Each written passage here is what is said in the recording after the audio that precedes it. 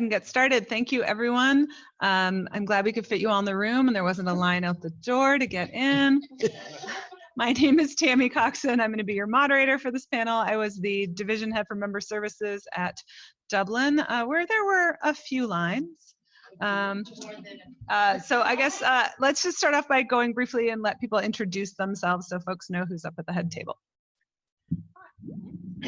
Hi, I'm Laurie Mann. I was the information assistant at Dublin, so I spent the whole week downstairs in the lobby. So I thought there must be a better way to do some of this, and that's the point of this panel. Thank you. My name is Collett Fozzard. I was facilitation deputy div head for.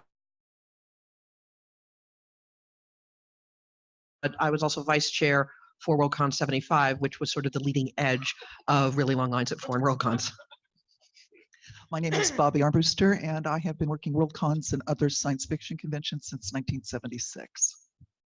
It's my claim to fame. I'm Mark Herrup for Dublin.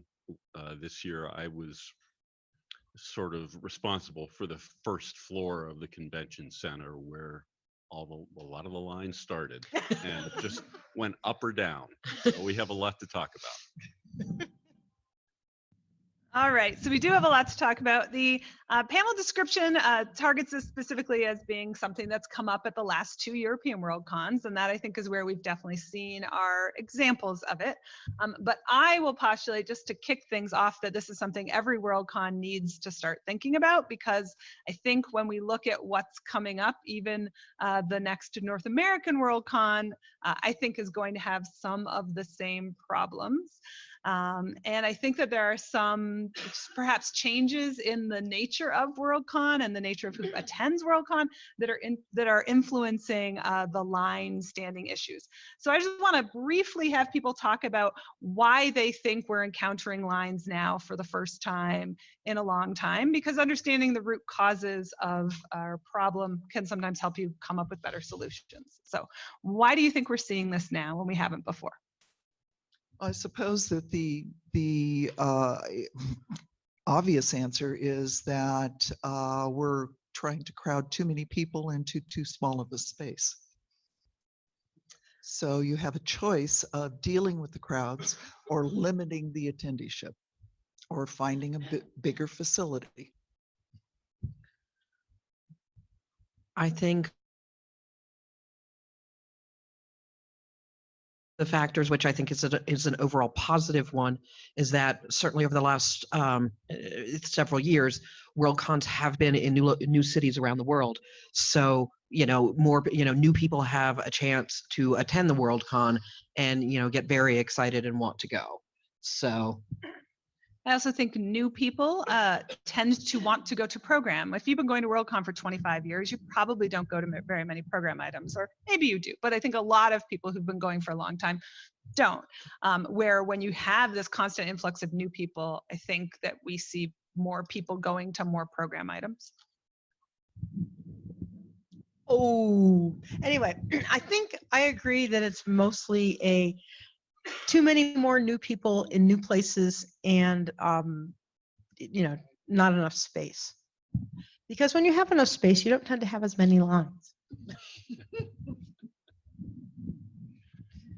I think all those are contributing factors, and part of it is especially in a place like Dublin, where we had a vertical convention center as opposed to North America, where they tend to be more horizontal.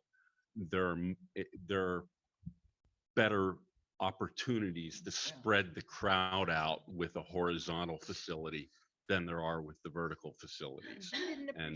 And that's again something for Washington that we're going to have to look at as well. We're going to be in a similar situation. And I also think Washington's also going to have to think about this, because it's not a new location per se, but when was the last Worldcon in DC? 1974, but at least in that building. Yeah, and when was the last Worldcon on the East Coast of the United States? 2004. So that'll be 7. A lot of people, this is going to be the first Worldcon in their neighborhood too. And so this is not just something that applies to Europe. We all have to be thinking about it. So I wrote down a list of various places that lines happen because I think that some of these places we have encountered in the past and some of them are more new to us. Some we already have ideas about how we address those lines, and others are the ones that we maybe need to spend some time thinking about today. So my list is lines for registration. Okay. Lines for program items, so that's a newer one perhaps. Lines for major events, that's one that we've experienced for a lot of years. People are going to start lining up for the Hugos and the Masquerade, even if there's enough room in the place for all of them. And then lines for signups, and I know that's a thing that Laurie and I both really had cause to think about this year.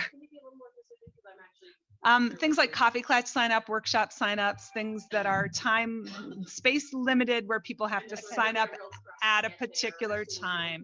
Exactly. Yep. No, things you have to sign up for. Right. But yes, but one of the things we've done over the years is we tend to have coffee clutch and workshop sign up like in person for the next day. So we do release some areas in the morning and some in the afternoon, like basically 24 hours in advance. That cuts it down a little bit. Well, a little. It didn't really this year though, but normally that cuts it down some. Are there other kinds of lines, places that we see lines? Yeah, you missed one. Yeah. Oh yeah, Sharon. Go to the microphone. Sorry, so the streamers can hear. It's hi. For Aresia 17, I invented position. And in preparation for that, the list of lines, possible lines I came up with, you mentioned some of them: registration, hotel registration, signings, masquerade, other events, elevators, art show sales, food trucks, the staff dinner, which is Aresia specific, and hotel checkout. And then like in-house restaurants will also often have lines as people are waiting to get in. So you need more seating, et cetera, for that kind of thing. Useful. Any other lines that the panel wants to mention? Well, we do have a comment from Steve Cooper about if the program rooms, if people don't think the program rooms have the capacity that they need or that they expect them to have, they will line up Right. more readily than they would otherwise. Right. So that sort of brings us back to that root cause thing as opposed to the why the lines. So small rooms and expectations. Because I know many times in Dublin, people stood in line for items that they didn't need to stand in line for, particularly at the point. You could have walked up when an event was starting and gone into the room immediately. And in many cases, and people just didn't know that, which brings to me a thing that is not pertinent to this panel, but hopefully we can discuss some other time, which is how do you communicate stuff like that to people en masse at a convention? That's another huge problem to be solved, but not today. You go to the microphone. Okay, Mari. Hi. Mari, then good. I was just going to say that the Marco Fowler Centre, we're holding a whole bunch of events, held a library conference several years ago, and that was a couple of thousand people. But the thing is, when you look at a science fiction convention as opposed to something like that, at a library conference, you're in the main most of the time. There aren't any breakout sessions, or very, very, very few, in limited numbers. So when you're looking at something like a science fiction convention, you're looking for a convention hall that's not set up for the usual, she says in inverted commas, type of convention. They're expecting you to go into the main hall, stay there for the 5 days or whatever, and then come out again. What we're expecting is sometimes using the main hall, most of the time going to other little rooms or bigger rooms. And I observed that in Dublin as well. I think the Dublin Convention Center would work pretty well for a conference where everyone was in sessions all the time and there was enough room in the building for everyone who needed to be in sessions, right? Our issue is that we don't expect everyone to be doing something every hour. And so we just did not match what that facility is well designed to do. And actually one other issue is, and this is kind of on program, but program can't always figure this out. Trying to estimate what size room you need for what item. I mean, Hardest thing. it really isn't. And most of the time at American Con, we tend to do okay with it, but sometimes we mess up badly. So anyway. And on the whole, American conventions have larger convention centers, so we have a little bit more slack in the system. But they also have a more variety of room sizes, whereas some of the other places don't have that many room sizes.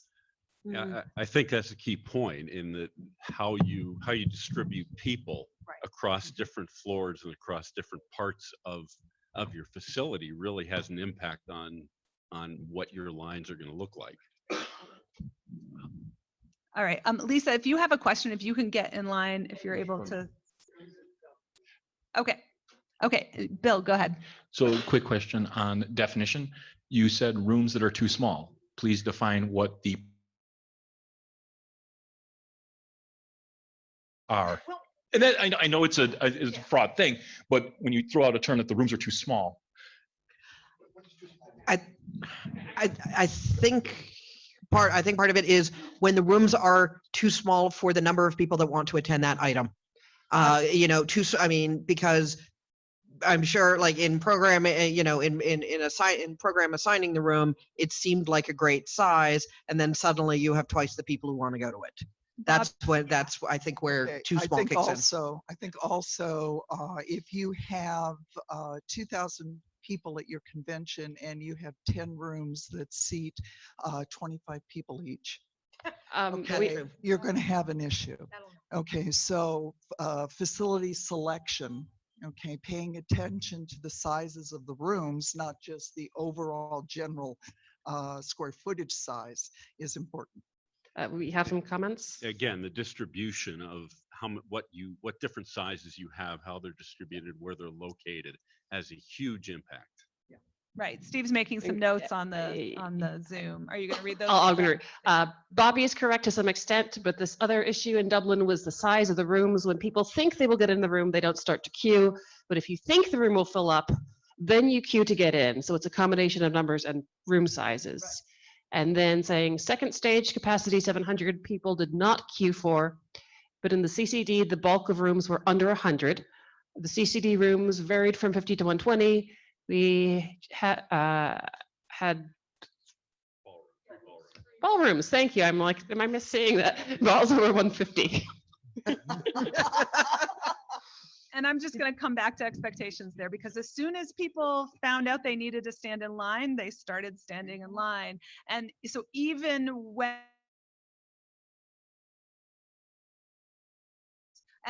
things were implemented to make that less of a need, people still did it because by that point they had decided that's what had to be done. And we also didn't talk about the fact that we're getting, especially in Europe, we're getting younger fans who this may be their first Worldcon or even their first general SF convention. And the kinds of conventions they're coming to us from are ones where line standing is expected, tradition, maybe even a thing they look forward to on some level, right? It's part of what a convention is. So they're going to stand in line because that's what they think you have to do, even if it wasn't required. Go ahead. Sorry. Okay, I now have two comments. One, can you please describe rooms when you mention them by name for those of us who are not at these foreign Worldcons? So that we have some idea of when you mention something, I don't know what it is. The other thing is the point. I don't know. Thank you. I don't know what that is. You're right. The other thing is I can vouch that a lot of large cons in the US for younger people, there is a lot of queuing. In particular, like at anime cons, it's a big thing and the line becomes part of the spectacle. Right. So it wouldn't be a surprise to me if a lot of this is the young people going, oh, I have to line up like I do for all the other cons I go to. Yeah, one of the other issues in Dublin, I don't know if it was an issue in Helsinki or not, was the convention center cleared the rooms after each panel. People were not allowed to sit in the room until the next panel if they wanted to go to 2 in a row.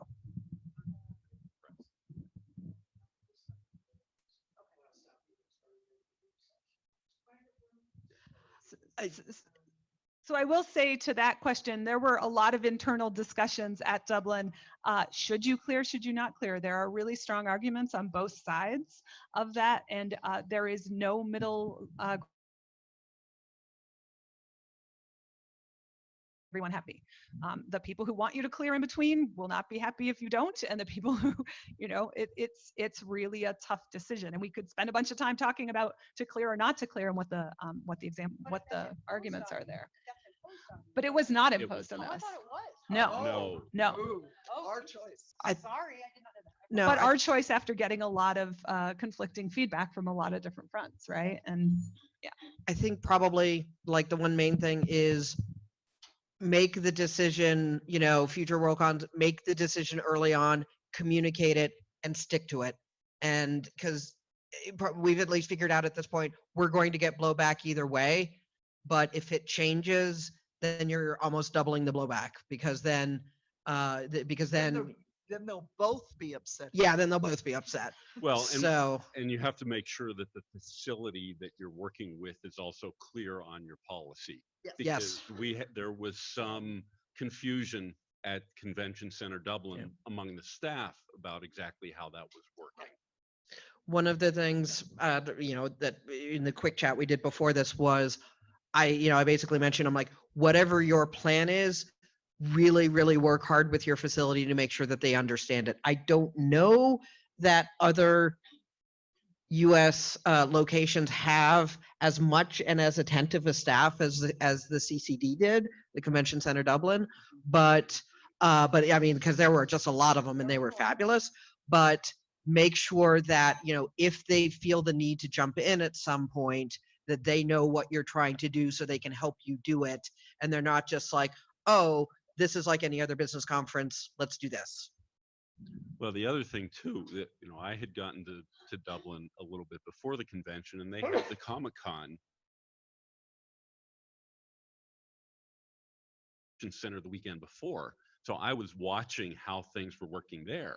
And they actually had more people in there than we did. But again, the model of what people do was very different. And our perennial problem is that until we get on site and run an event in that facility, nothing we learn from anyone else running an event in that facility is all that useful. We knew what gaming conventions had looked like in that facility, what Comic-Cons had looked like in that facility. And, we incorporated that knowledge, but it just didn't apply in many cases. And so we had to come up with new solutions on the fly. All right, Judy, I want to. One of the things I ran into in Dublin was that they had the Mark Protection Committee queue for our meeting in the meeting hallway. And they had no way for me to queue on the chairs on the side because I have a problem standing for a very long period of time. Oof. Handicap access in the CCD was a nightmare for me. And that's something that I hope we improved as the event went on. I mean, we did start adding more access seating spots at all the queues and directing people to deal with the queues differently. So, I mean, we did try to address that, but definitely thinking about how access interfaces with queues is really tough. key and tough. Yeah. Especially with the limited space we had in a lot of areas for actually queuing and then having seating for people as well. Yeah. It presented a lot of challenges. All right, Ben. Again, as Mark said, one of the big challenges with the decisions, not just with the decisions about queuing, but also the decision about clearing the rooms. To clear the room, that means there needs to be room for both the queue of people who are entering and all of the people who are being forced out of the room. And since the CCD, many of the entrances to the rooms were on absurdly narrow corridors.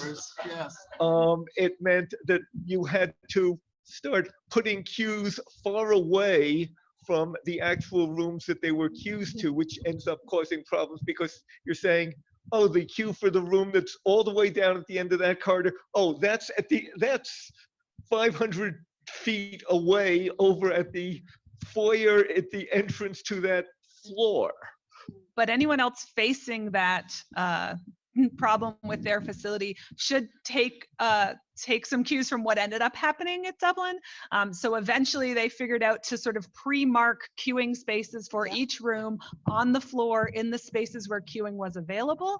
And so that really helped in understanding, where to go and where to stand. And I think a lot of people's frustration the first couple of days was less about queuing and more about chaos and not knowing what to do. And so preparing, even if you don't think you're going to have queues, preparing to have them before you start the convention will serve you well, because if you don't need those systems, better to have them and not need them than the other way around. And the other thing too, that after the first first day, and the point was where the art show and films were with separate facility. And it also was an Odeon film theater where we had 6 and it was a theaters at tram the movie stop theater. away.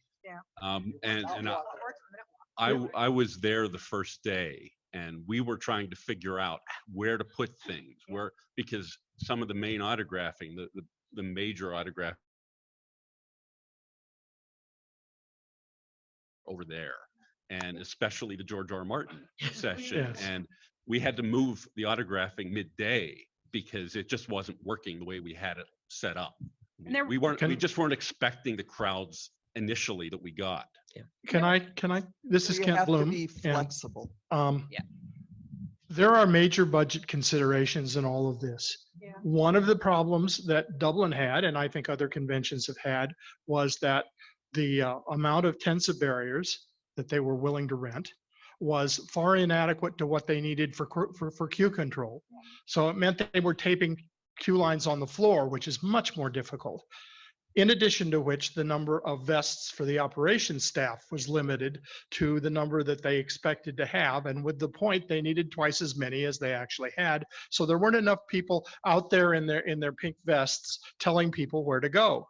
All of these are budget considerations you have to do. And although Bobbi knows you can do them 5 days in advance, having watched her do that, you can't do them on site. You just can't get more of this stuff in and move to where it goes after the convention starts. There just isn't time, even if you have the money available. So you have to allocate. If you're going to have lines, you have to allocate extra operations staff, and you have to allocate extra money for crowd control devices. And Dublin did not do that. Yeah, great points, Kent. I have a number of other comments, but they're more philosophical. So I'll hold on.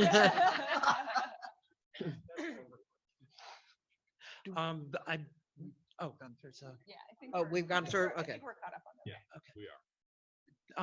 So coming in from another perspective as a tech director and room captain, smaller than Worldcon, there are a few tricks for actually managing the line, the inevitable line when it's there, such as make sure all your doors are open to the room, to a main ballroom or something like that. Another is when you have someone like George R. R. Martin for an autograph, instead of having everybody stand there all at once on the line, issue numbered tickets so that they know when to come and they're not blocking the hallway during that. And also be aware of where you're snaking the line. So if you send it in front of the dealer's room, people aren't going to get there, and you'll have many unhappy dealers and other program rooms. And sometimes you want to send people through, say, Artist Alley so that they get more traffic. Yeah, I mean, in Spokane, we lucked out with George's autographing because they wound up throwing an extra ballroom at us that the only thing we used it for was George's signing. Well, and the good thing about George's first signing is that not nearly as many people showed up for it as we expected. Yeah. His staff had told us he's only going to sign for an hour. That's it. That's all he's going to stay for. He was done with the line in 25 minutes, and people were coming through 3 and 4 and 5 times because he was willing to stay there. So we didn't get the crowd, even though the line looked long. It wasn't as many people as we had thought it was going to be. Another, this is Sharon Sparsky. Another trick that can be done, but unfortunately not at the last minute once all the programming is in place, is to have more time in between the panels so that once you give people enough time to clear the rooms, the people who want to get into the next room might not find a line at all. Right. And I think that was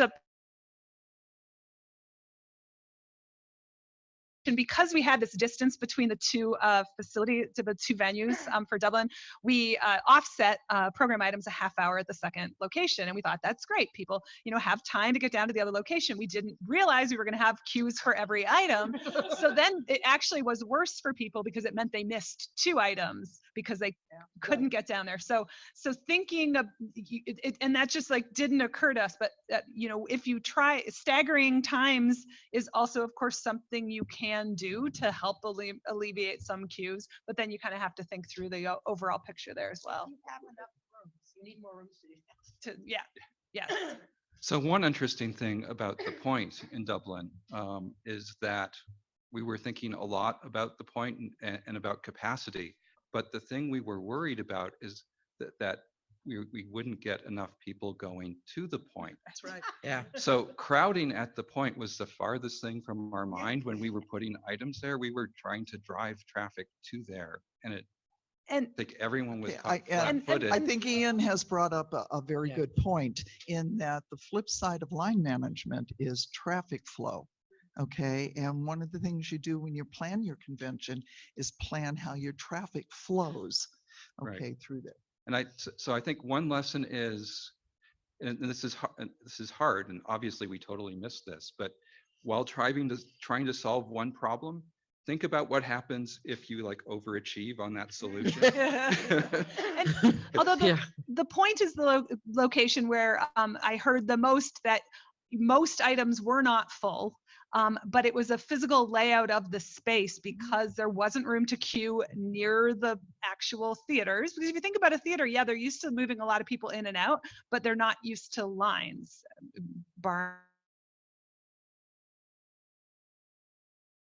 Releases or whatever.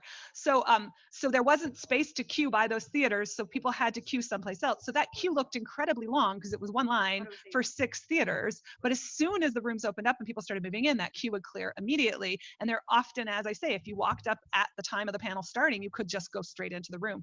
And that was a perception versus reality thing that I didn't always apply there. There were certainly some very full items there, but sometimes that was. And I think another thing that happened, and this gets to your communication point, is that the first day was such a nightmare that for the rest of the convention, people assumed that the point was a nightmare and did not go. Right. And we didn't have we didn't effectively communicate. I almost wonder if it's the other way around because I was at the point a couple hours every day at info. I don't remember much of a line the first day. I remember the lines after the first day. Oh, you weren't there when there were the lines the first we day. heard about it. Okay, that's fine. That was when the escalator was breaking down. Yeah. Thank you. So to the point someone made about more time between panels, that was something that got implemented at Dublin, was switching the panels from 45 minutes and from 50 and 60 to 45 and 60.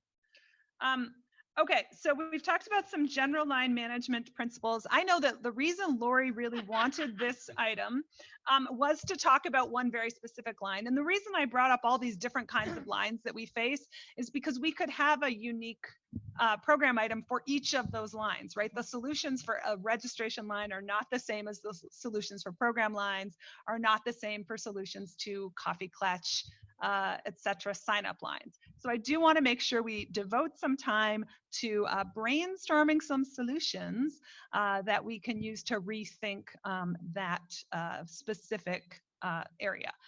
But Zibang, Funny you you are should up there with ask something that. to say.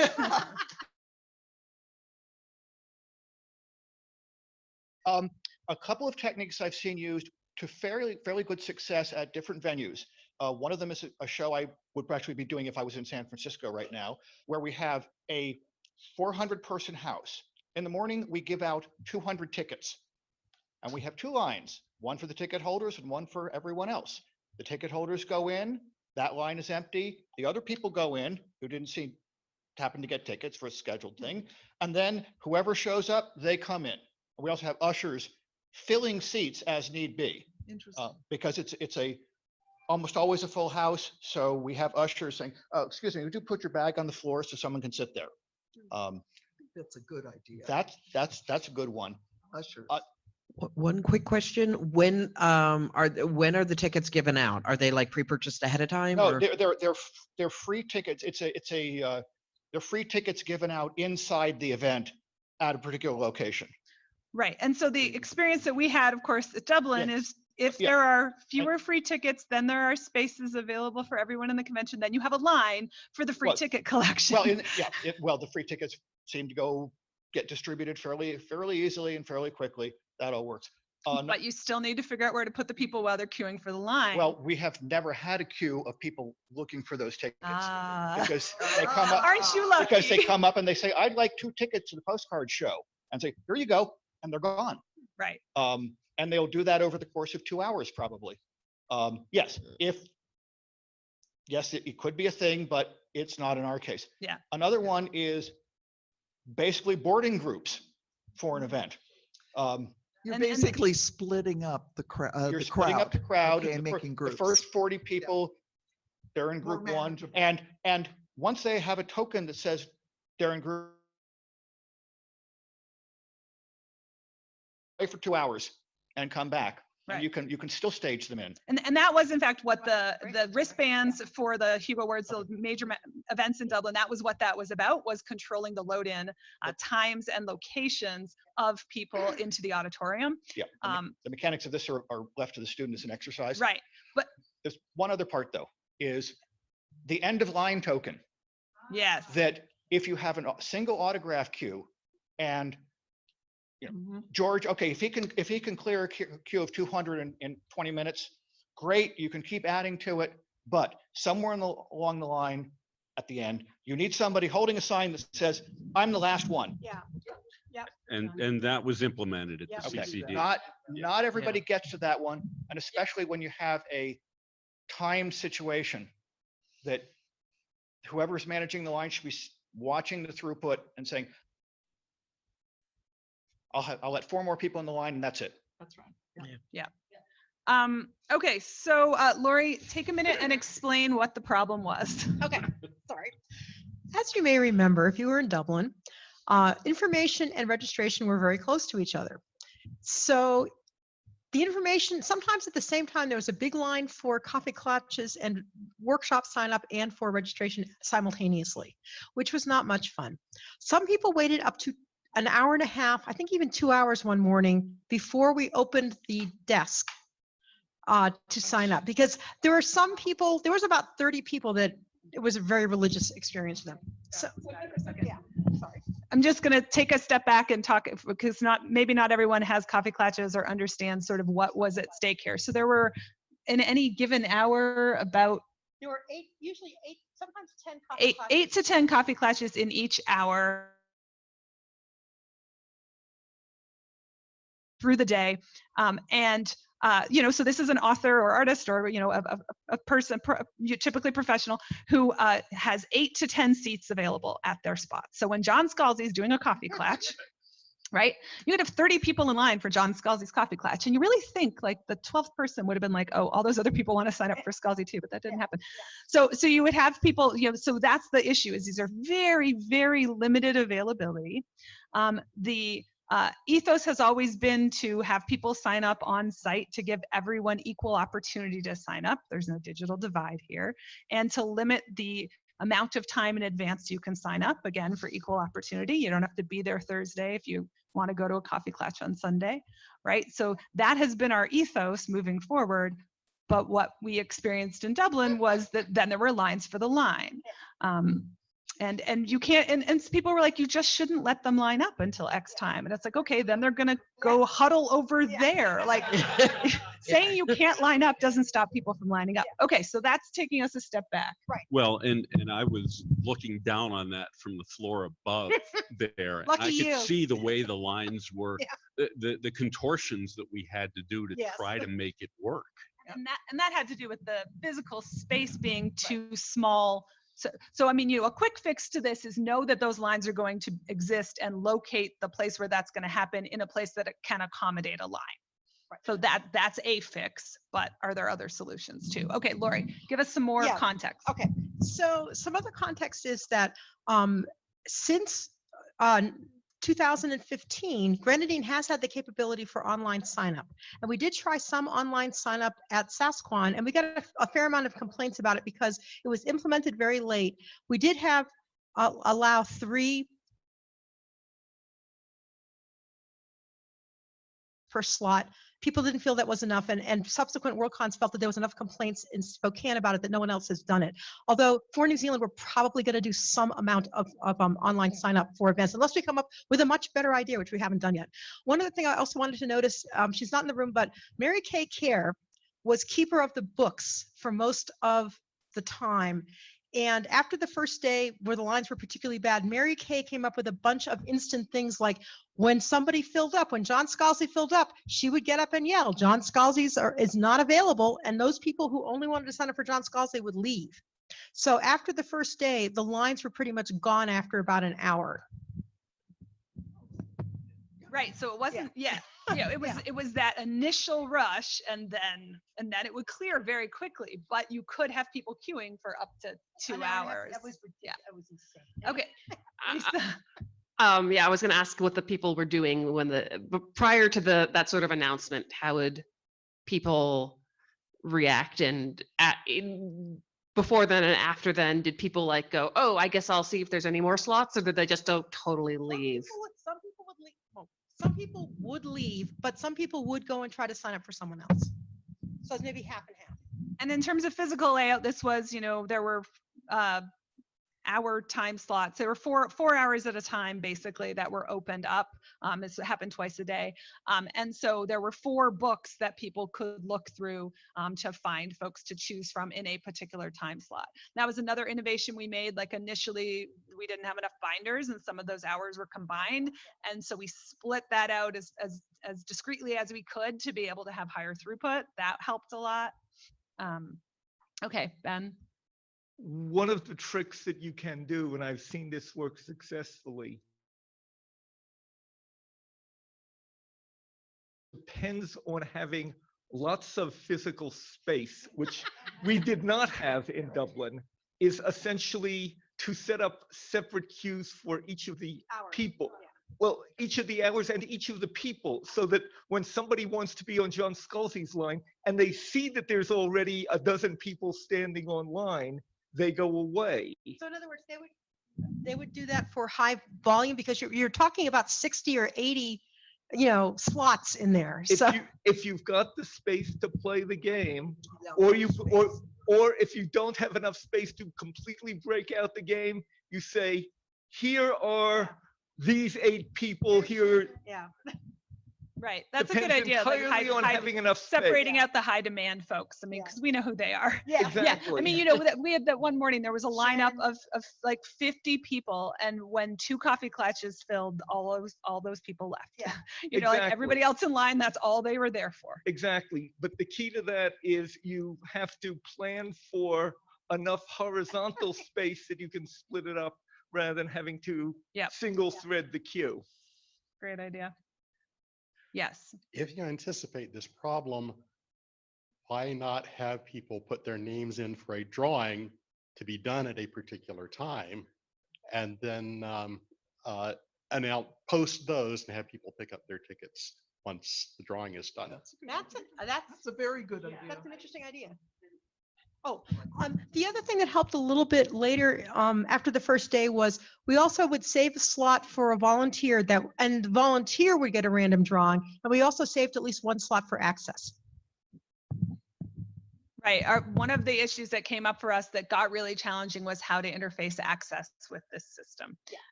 With the lines, like obviously you don't want access people to be standing in line, to need to stand in a line, but how do you then put them into the right place in the line, representing where that when they arrived in the room, or do you just bump them to the front of the queue? But then if you have 8 people with access stickers who want to go see Scalzi, then nobody else has the opportunity. So that was something that we didn't think through in advance, and that we were kind of making up as we went, and that led us to some problems along the way. So that's something I would definitely advise future folks for this particular area to think about. What's the intersection with access, and make a policy and be public about that policy in the same matter of clearing rooms or not clearing rooms. Okay. With the ticket drawing, we did that in Cap Play for 2013. We had George R. Martin. We didn't think there was any fair way to open up a list. So everybody who wanted an opportunity got a free ticket. And we, Saturday evening during one of the big events, we drew 15 tickets. The first 10 or first 8 were in the thing. The rest were then, because it was a Sunday morning coffee clutch, the others were the next people who were up. And 2 people who were on the list missed their time, and we moved onto the list. And people did find that very equitable. It's not perfect, but I mean, when you have somebody like Scalzi or George who are willing to do it, the lottery. So maybe because we do generally know who the high volume people are, maybe we do more of that for them, because there's still a bunch of people. Some people get nobody to sign up. We did 2 other things. We offered George an opportunity to have a ticket to give to anybody he wanted. He said, just put that in the drawing. And we did also put one of the tickets in the SIFWA Medical Fund silent auction, which went for $120.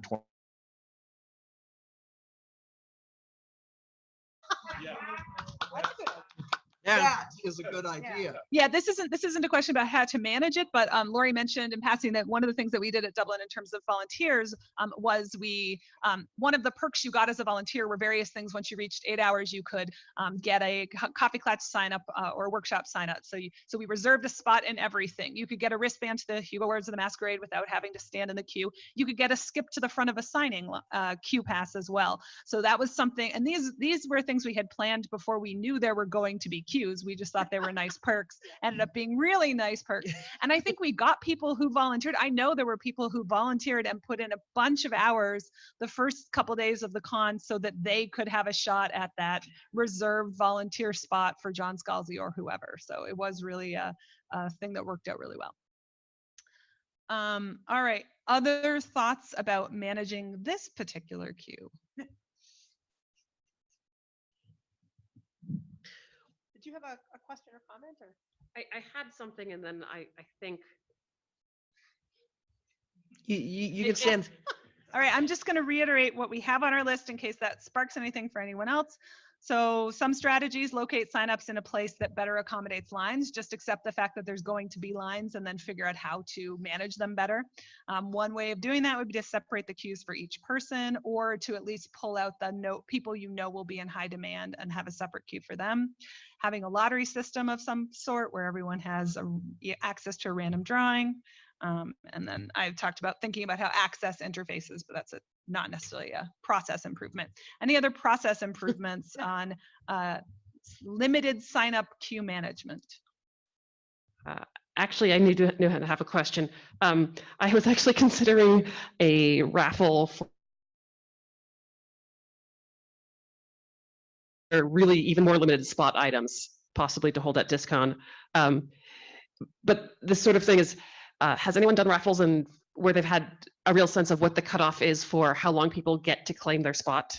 Because I know that's the other part is how long do you give people then to show up the 5 minutes late, or do they have to be there a half hour ahead of time or whatever? We've usually said you have to be there at the time, because there's some standbys. And if you're not there, the standby gets the spot, and we make that really clear to people. Because it's important that things start on time, right? And that's probably a higher priority than the other things. Yeah. Okay, so we have, I think, 5 minutes left. Is that right? Yeah. 10 minutes. Okay, 10 minutes. You talked about the Q survey. Oh, can I say? Okay. Yeah. So that's the other thing. I mean, to the extent that I think we have to accept that queues are going to be a thing, in addition to planning where are you going to put them, buying enough tents of barrier and high vis vests to be able to manage them, you also need to think about how do you make the queues less frustrating. And so many people have done, elevator party hosts, for instance, is a way of making an elevator queue more fun, right? You have people sort of working that line. So at Dublin, we got drunk one night, and because that never happens.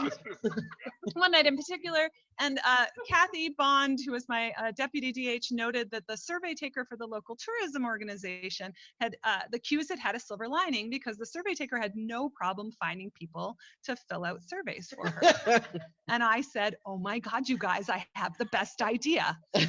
And we came up with a bunch of very silly questions, and then to survey folks in line, and it's all about delivery. So you go up to a group of people, because the idea here is to touch a bunch of people at once, so you're entertaining folks in the line. Would you mind taking a survey while you're standing in the queue? Oh, sure. Okay, what's your favorite Star Wars movie, Wrath of Khan or E.T.? What is your favorite color of blue? For those of you who were in Dublin, who here was in Dublin? Quick show of hands. Okay, so in the CCD, on a scale of 1 to 5, what floor are you on?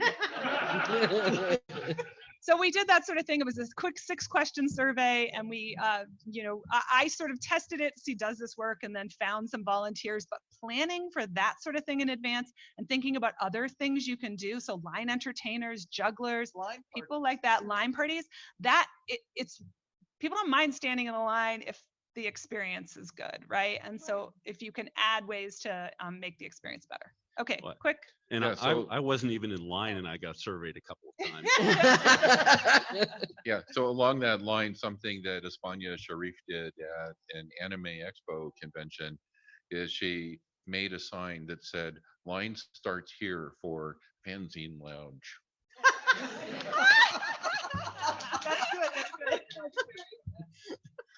good.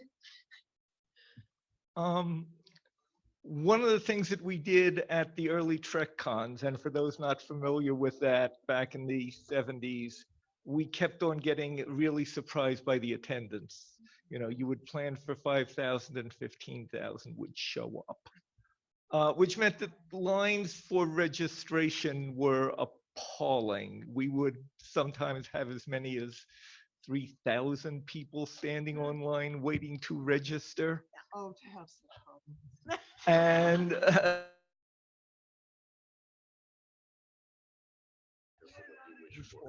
And the thing that saved us is that a whole bunch of the guests attending the convention volunteered to essentially work the lines. They were going up and down, so you're standing online.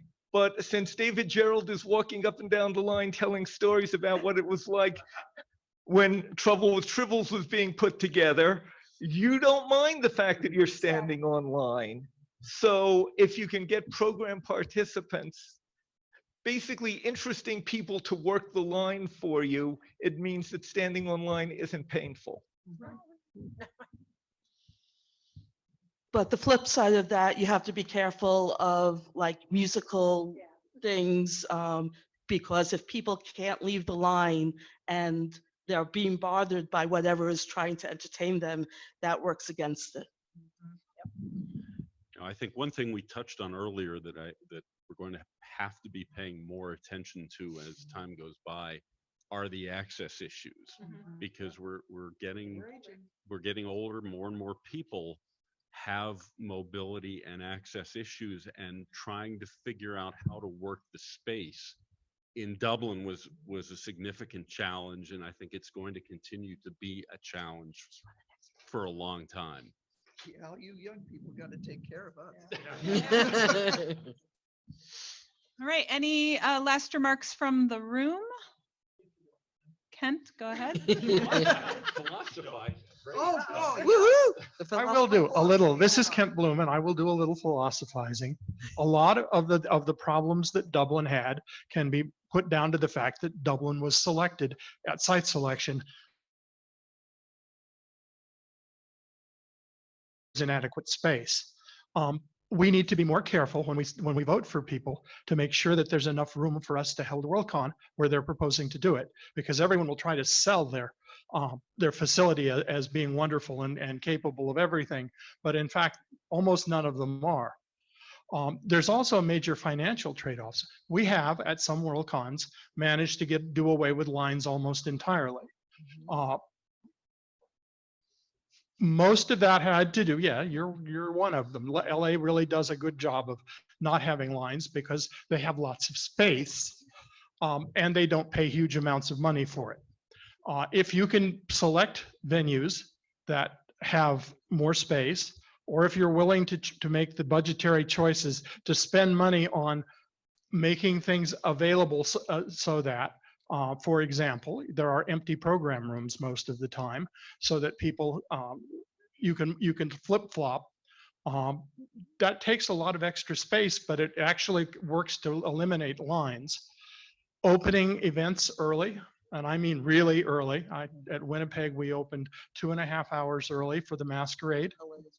And by allowing people to come in and amuse themselves in the facility, they don't stand outside and they don't make the venue management nervous. But that has a major trade-off in terms of both production quality for the event that's going on, because your tech crew is being interfered with, and also with needing extra staff to, you start off with you need five ushers at 5 o'clock and 10 ushers at 6 o'clock and 20 ushers at 7 o'clock. Wouldn't even open until 7:30. So there's a lot of people points, a lot of financial points involved with those. So there is a major philosophical trade-off here. Lines are not required. Lines are a consequence of other decisions that we make. And one of the challenges with the just use bigger facilities is that if that's the only thing you can do, there could never have been a convention in Ireland. There just isn't a bigger facility. And so it does limit us. And that's where questions about, do you cap membership, right, that sort of thing, which we didn't even touch upon here, comes into play. But that, we can't always be in Anaheim. So that's, yep, it's as you say, philosophical decisions for sure. I think we can. Never. All right. Kelly, we have like 1 minute left. I just wanted to say that when you're dealing with the separate places, like in Ireland and in New Zealand, one of the things that you think about is that you can't just add the capacity of all the places you have together and say we can hold that many people, because people do not split themselves up and behave like that. Mm-hmm. So it's thinking about what's where, how's the flow going. So there's a lot of guessing that's going on right now for how things go where and Yep. All right, Sharon, I think. Yeah, one last comment. After Dublin was over, I took one of those on-off bus tours around Dublin, and the bus driver said that the capacity of the CCD was about half of what we actually had there. So considering, I think we did an excellent job of getting so many people in and where they wanted to go. So okay, you can have the I just wanted to stand in line behind. That's the perfect last word. Thank you, everyone. On a scale of 1 to 5, what floor are you on?